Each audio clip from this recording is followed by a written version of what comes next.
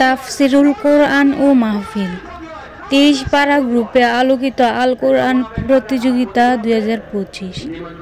প্রধান অতিথি আমিন উর রশিদ হাজি ইয়াসিন। প্রধান আলোচক কারি মাওলানা মুফতি শফিউল্লাহ কিশোরগঞ্জ। বিশিষ্ট সমাজসেবক ও সভাপতিত্ব করেন মোহাম্মদ কামাল হোসেন রিপন। তারিখ 23/2/2025 ইংরেজি রবিবার। চোখ রাখুন কুমিল্লার ভয়েস, সত্যের সন্ধানে। সবসময় পড়ুন। দেশ ও দেশের বাহিরের সবাই ধন্যবাদ।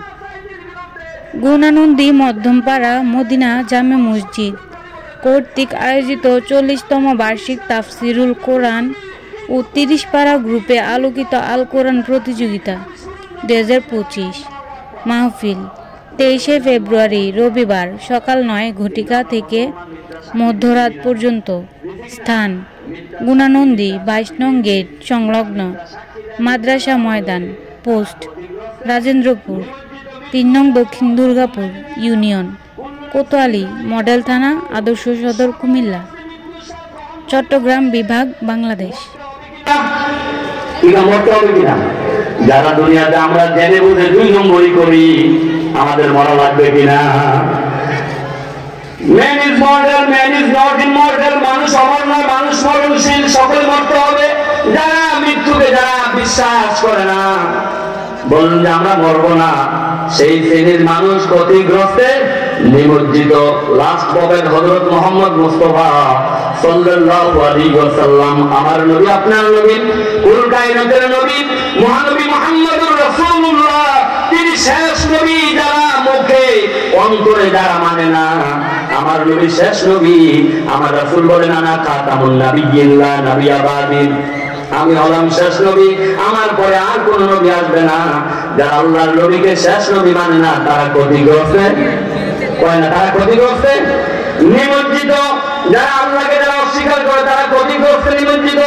আল্লাহর সাথে যারা কুফরি করে, আল্লাহ রাব্বুল আলামিন সূরাতুল বাকারার মধ্যে বলেন কাইফা তাকফুরুনা বিল্লাহ, কাইফা তাকফুরুনা বিল্লাহ, কাইফা তাকফুরুনা বিল্লাহ।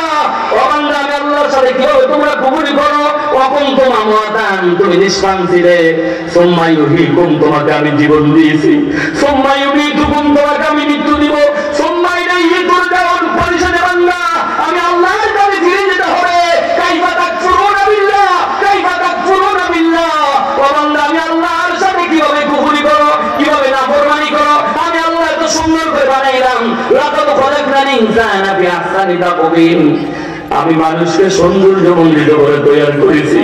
তারপরে বলেন কাইফা তাকফুরুনা বিল্লাহ, ও বান্দা কিভাবে আমি আল্লাহর নিয়ামত অস্বীকার করব? বান্দা কাইফা তাকফুরুনা বিল্লাহ, কিভাবে আমি আল্লাহর নিয়ামত অস্বীকার করব? আমি নাপাক পানি দিয়ে পরীর চাইতে সুন্দর একজন মানুষ তোমাকে আমি বানিয়েছি। লাকাদ খালাকনাল ইনসানা, কিভাবে বান্দা আমি আল্লাহর নাফরমানি করো? কাইফা তাকফুরুনা বিল্লাহ। আল্লাহ বলেন আলাম নাজআল লাহু আইনাইন ওয়া লিসানান ওয়া শাফাতাইন, আমি কি তোমাকে হলকম দেই নাই? আমি কি তোমাকে 2টা ঠোঁট দেই নাই? আমি কি তোমাকে কণ্ঠ দেই নাই? কি কোন আল্লাহ পাক আমাদেরকে এগুলো দিতে কিনা? কে দিতে? সবাই বলেন কে দিতে?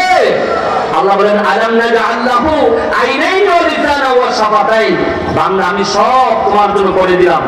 আল্লাহর এই নিয়ামতের যারা অস্বীকার করে, তারা ক্ষতিগ্রস্ত, নিমজ্জিত।